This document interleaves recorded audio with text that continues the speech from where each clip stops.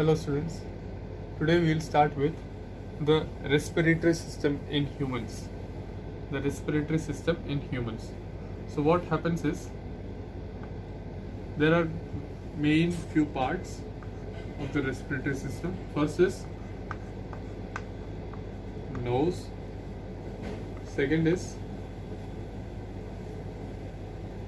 the nose consists of, I'll tell you, that is nostrils,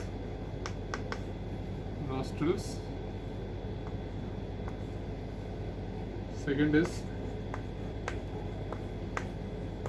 trachea,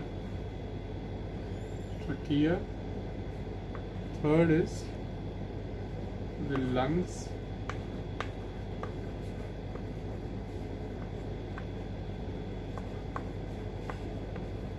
bronchi,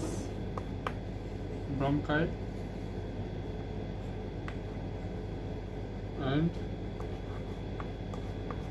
alveoli.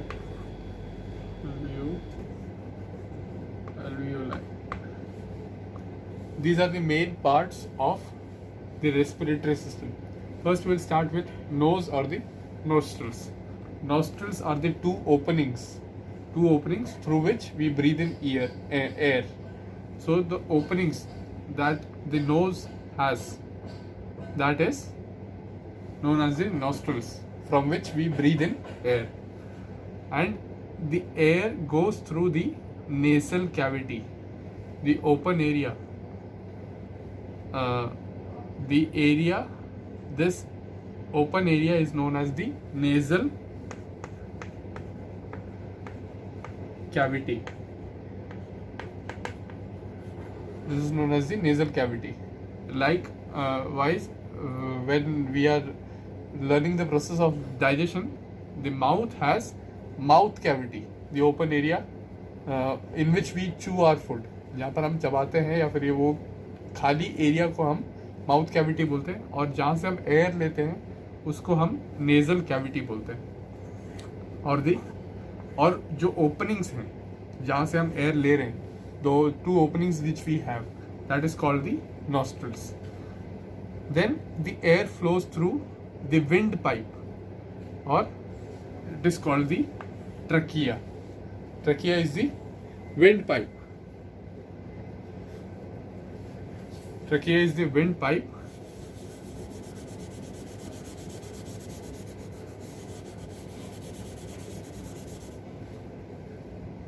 It is known as the wind pipe through which the air flows in. ये जो जा रहा है, ये जो pipe है, इसको हम ट्रकिया बोलते हैं. It is made of a soft muscle होता है, और इसके थ्रू अगर एयर पास नहीं होगा तो ये कोलैप्स हो जाएगा. जैसे ये पाइप है, तो अगर जैसे इसमें से कोई एयर किसी भी टाइम पे कोई पास नहीं हो रहा है, तो ये पाइप क्या है, ये कोलैप्स हो जाएगा. ये दोनों आपस में चिपक जाएगा, और ये चिपक गया तो the air passage will be very difficult. So तो ये कोलैप्स ना हो, इस वजह से there are certain rings present on it.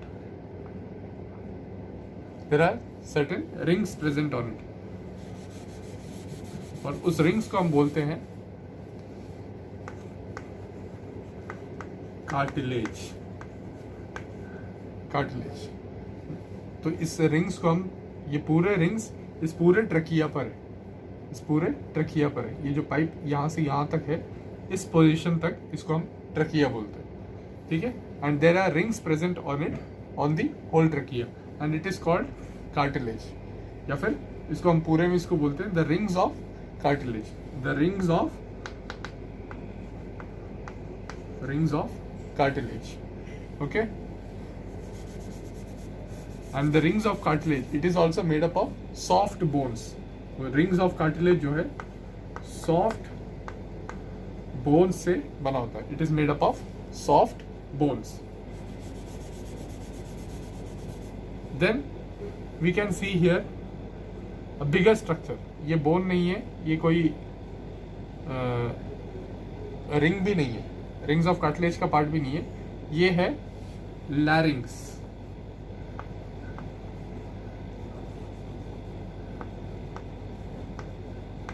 इसे कहते हैं हम लैरिंग्स।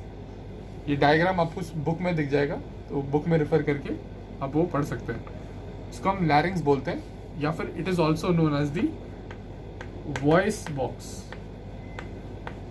लैरिंग्स और दी वॉइस बॉक्स। तो ये ट्रकिया के जस्ट ट्रकिया जहाँ पर शुरू हो रहा है वहीं पर ये लैरिंग्स प्रेजेंट होता है। Larynx is known as the voice box. जो हमारा जो हम बात कर रहे हैं, जो साउंड प्रोड्यूस हो रहा है, वो इस लैरिंग्स के थ्रू हो रहा है। Okay, this is the लैरिंग्स।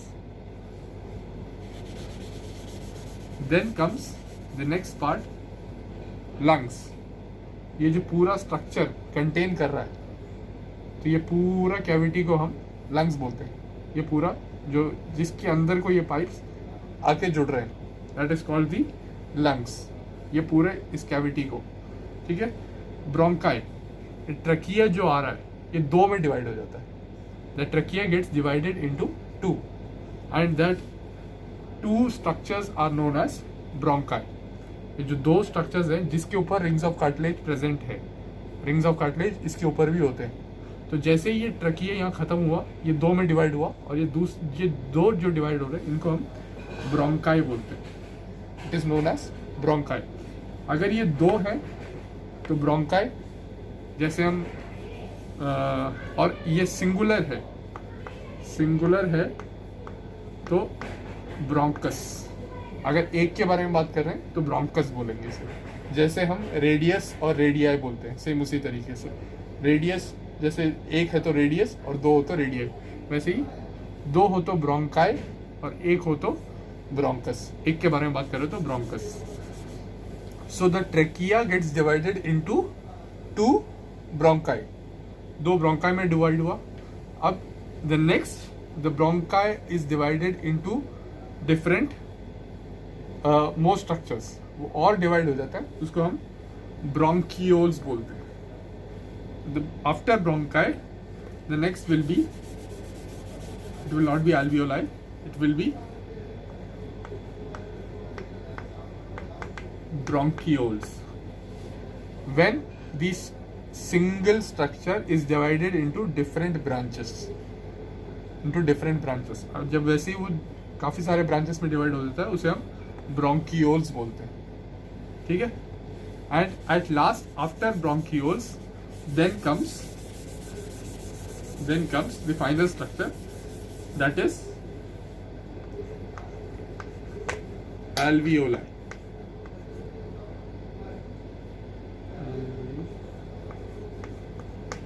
Alveoli है, there are ball like structures, there are ball like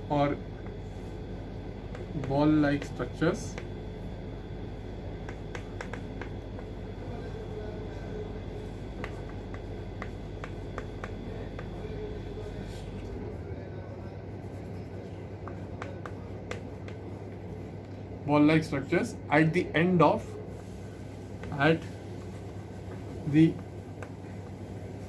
of each bronchiole. Her bronchiole के एंड पर काफी सारे alveoli मिलेंगे। Alveoli is a ball like structure. It is also known as the air sac. इसके अंदर air सारा contain होता है। इसका प्रोसेस मैं अभी बताऊंगा। It is also known as the air sac, SAC, sac. Now what happens in the alveoli is,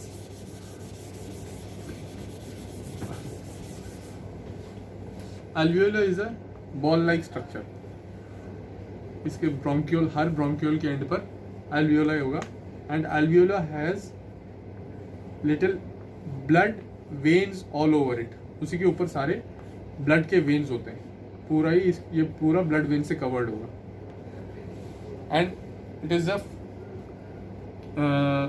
these blood, it is covered with blood veins, ठीक है। एंड इस बिल्कुल ही थिन ट्यूब होता है, the tube or the blood is flowing through very thin tubes,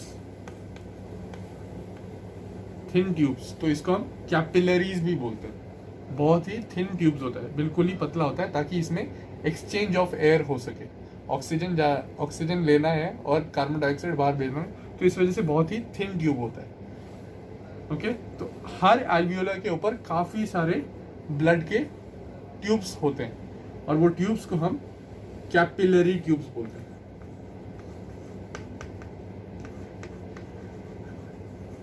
capillary tubes, and these are really thin tubes.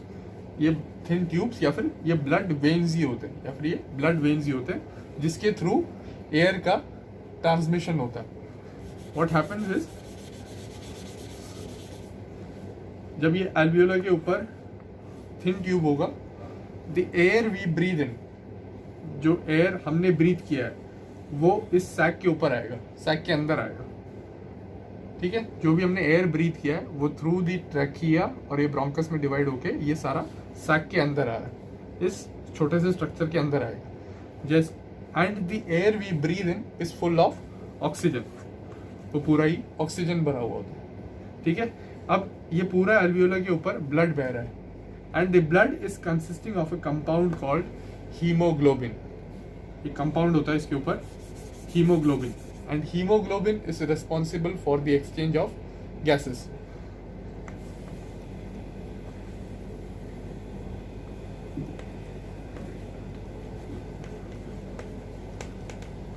Haemoglobin, अब haemoglobin के through gases का exchange होता है, तो ब्लड के अंदर पूरा हीमोग्लोबिन प्रेजेंट है, and haemoglobin carries oxygen. Haemoglobin ऐसी चीज है जो कैरी करता है ऑक्सीजन को, ऑक्सीजन और कार्बन डाइऑक्साइड को।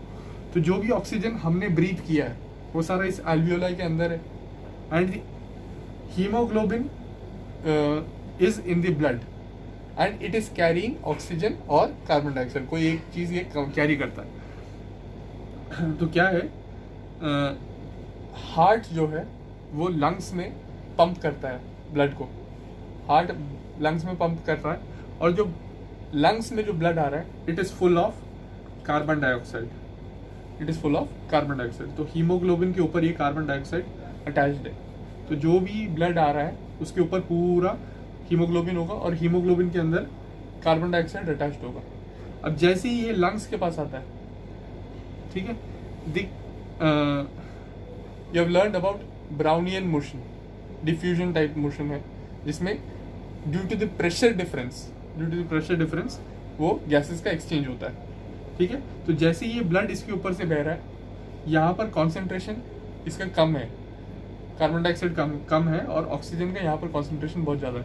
तो ये क्या करता है, कार्बन डाइऑक्साइड डिफ्यूज हो जाता है इसमें एल्वियोलाई में, और ऑक्सीजन जो है वो इसमें डिफ्यूज हो जाता है ब्लड वेन में।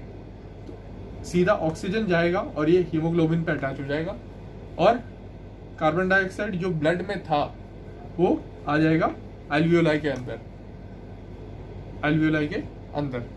तो exchange of gases takes place in the alveoli.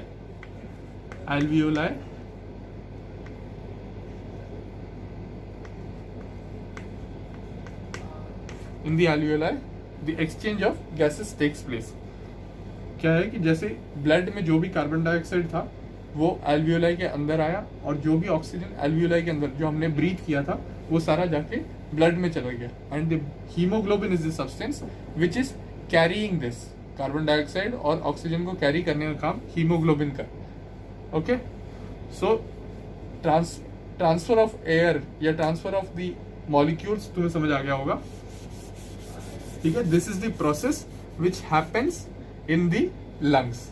Her alveoli में या फिर एयर सैक में there is transfer of air, the transfer of molecules of carbon dioxide and oxygen, हर एक में वो चेंज होता है।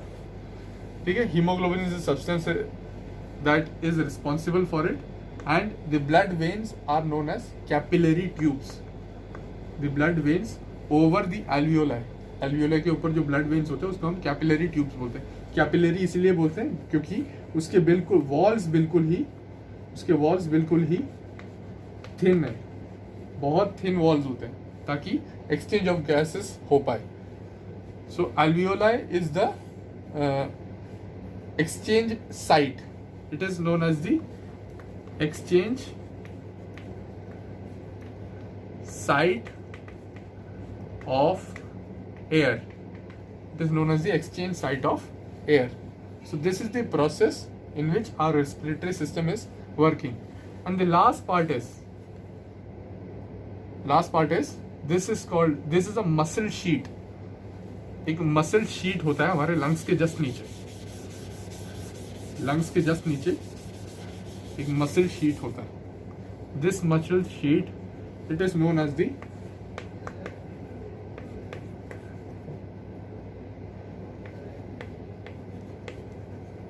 As the diaphragm. इस मसल शीट की वजह से हम लोग इजीली ब्रीथ कर पाते हैं, या फिर जो प्रोसेस है हमारा, जो ब्रीदिंग इन का ब्रीदिंग आउट का प्रोसेस है, वो ईज करने के लिए डायफ्राम करके एक मसल का शीट होता है. So this is the last part of the respiratory system. So it starts from the nose. First is nose, the nasal cavity, जो ओपनिंग है उसको हम नेसल कैविटी बोलते हैं, या फिर नॉस्ट्रल्स पहले हमने बता दिया. फर्स्ट नोज बताया, then nostrils are the two openings, then it comes the nasal cavity. Nasal cavity के through air we take in, and that opening is called nasal cavity, and the air comes in, and air comes into the trachea. Trachea के ऊपर rings of cartilage के बारे में बताया, हर interval पर rings होते हैं. These rings are made of soft bones so that the trachea does not collapse, ताकि ये कोलैप्स ना हो जाए, या एक दूसरे से कोलैप्स, ताकि ये एक दूसरे से, ये जो ट्यूब है वो एक दूसरे चिपक ना जाए या फिर वो कोलैप्स ना हो जाए. तो इस वजह से उसके ऊपर there are soft bones over it, and that bones are called rings of cartilage. And there is one more structure over it that is called larynx और द वॉइस बॉक्स. इसमें से हम साउंड प्रोड्यूस करते हैं. ठीक है. The trachea gets divided into two, and these are known as the bronchi, and bronchi gets divided into bronchioles. Bronchioles के ऊपर एल्वियोलाई, एल्वियोलाई के अंदर गैस एक्सचेंज होता है. So this is the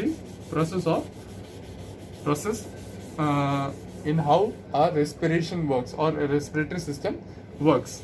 last में डायफ्राम के बारे में बताना. It is a muscle sheet. और एक और चीज जो हम बता सकते हैं, that is not so necessary, but लेकिन फिर भी बताना अच्छा है. To protect the lungs there is a bone cartilage और bone structure, and that is called the rib or the rib cage. Rib cage present होता है. There is rib cage over the lungs, which helps to protect the lungs. This is called the rib cage. The last topic of respiratory system is the rate of breathing. The rate of breathing. An average person, normally एक person 15 to 18 times breathe करता है per minute. 15 to 18 times he breathes in a single minute. एक minute में 15 to 18 times breathe करता है. This is the average rate of breathing. And we had learned about hemoglobin.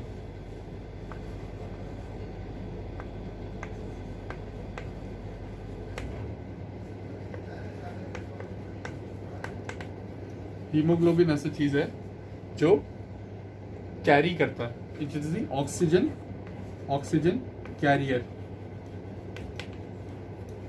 Oxygen और the gaseous exchange career जो है वो haemoglobin क्या है, ऑक्सीजन से बाइंड हो जाता है, ऑक्सीजन को बाइंड कर लेता है और ये पूरे बॉडी में ट्रांसपोर्ट करता है. और दूसरे हार्ट से बाकी बॉडी सेल से कार्बन डाइऑक्साइड लेके आना भी हीमोग्लोबिन का ही काम है. तो carbon dioxide gets attached to haemoglobin, it comes to the lungs, the carbon dioxide gets removed and oxygen is attached to the haemoglobin. तो ये प्रोसेस चलता रहता है. अगर हीमोग्लोबिन थोड़ा कम हो बॉडी में, there are people who have deficiency of haemoglobin. Haemoglobin कम होता है बॉडी में, और इसकी वजह से भी ब्रीदिंग प्रॉब्लम्स आते हैं या फिर एनर्जी इश्यूज आते हैं. एनर्जी पूरे तरीके से यूटिलाइज नहीं कर पाते हैं, क्योंकि हीमोग्लोबिन कम है तो ऑक्सीजन कम है, और ऑक्सीजन कम है तो फूड का ऑक्सीडाइजेशन रेट भी कम है, तो सेल्स में जो फूड का ऑक्सीडाइजेशन रेट है वो कम हो जाता है, एनर्जी जो है ओवरऑल जो एटीपी फॉर्मेशन है वो डिक्रीज हो जाता है। तो इस वजह से हीमोग्लोबिन प्रेजेंट होना बहुत जरूरी है, ठीक है। एंड द लास्ट थिंग और द क्वेश्चन जो ऑलमोस्ट हर बार पूछा जाता है वो है कि there is an example in which, मतलब एग्जाम्पल नहीं, एक थियरी है कि एक बंद रूम के अंदर कभी भी जलते हुए आग के पास या फिर गर्मी के लिए जलते हुए आग के पास कभी सोना नहीं चाहिए। The reason is a fire, when you set a fire, the fire releases carbon monoxide, carbon dioxide नहीं, it releases carbon monoxide.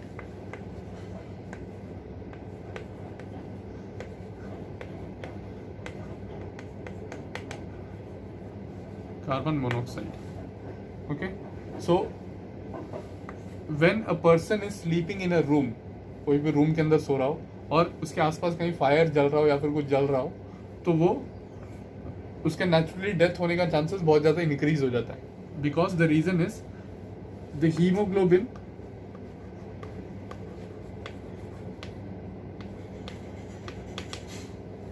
has a tendency, hemoglobin has a tendency to attract carbon monoxide more than oxygen, more than oxygen।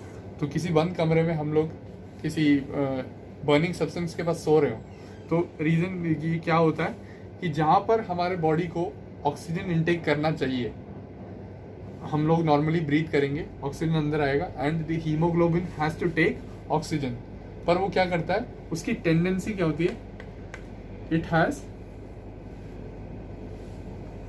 The tendency मतलब उसका जो attract करने का जो power है, so it वो oxygen की तरफ कम होता है और कार्बन मोनोऑक्साइड की तरफ ज़्यादा होता है। तो अगर एयर सैक में एल्वियोलाई के अंदर कार्बन मोनोऑक्साइड भी आ रहा है और ऑक्सीजन भी आ रहा है, जब हम ब्रीथ कर रहे हैं कार्बन मोनोऑक्साइड भी आ रहा है, ऑक्सीजन भी आ रहा है, तो हीमोग्लोबिन हमेशा कार्बन मोनोऑक्साइड को एक्सेप्ट करेगा, ऑक्सीजन को छोड़ देगा, ठीक है। मैक्सिमम चांसेस में वो कार्बन मोनोऑक्साइड को ही एक्सेप्ट करेगा। द टेंडेंसी ऑफ एक्सेप्टिंग और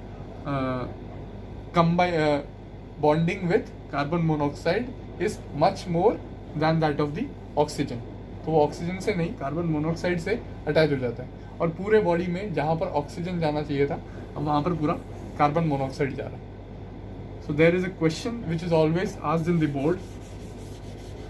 बोर्ड के पेपर में हमेशा ही पूछा जाता है, why a person should not sleep near to any burning fire और should not sleep in a closed room with a burning fire.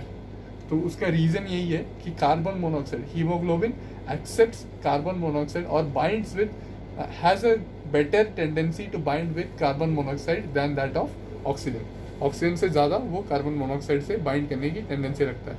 तो अगर वो कार्बन मोनोऑक्साइड से बाइंड कर रहा है, द होल सिस्टम और the whole respiratory system gets affected, और not only the whole respiratory system, all the other systems also, ठीक है। And the person will die in his sleep itself, उसको पता भी नहीं लगेगा और वो स्लीप में ही उसका डेथ हो जाएगा। So this is the one of the important question that is always asked.